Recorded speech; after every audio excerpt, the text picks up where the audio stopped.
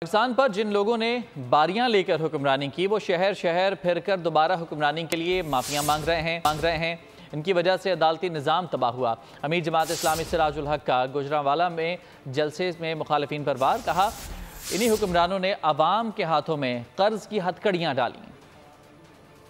پر جن لوگوں نے باریاں لے لے کر یہاں اقتدار میں رہے، آج پھر شہر شہر گھوم رہے ہیں، منتیں کر رہے ہیں کہ ہمیں معاف کرو۔ آپ لوگوں کی وجہ سے پاکستان کا عدالتی نظام تباہ ہوا ہے۔ آپ پاکستان کے لوگوں کے ہاتھوں میں قرض کے ہتکڑیاں ڈالے۔ سودی نظام کا خاتمہ کیسے ہوگا جب پیپل پارٹی اور نواز شریف کی سیاست کا خاتمہ ہو؟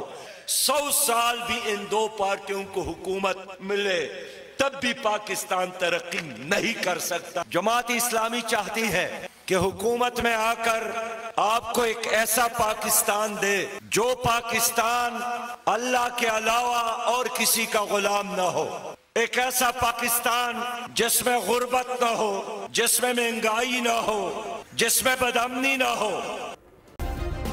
سبسکرائب کریں اور بیل دبائیں تاکہ کوئی خبر رہ نہ جائے۔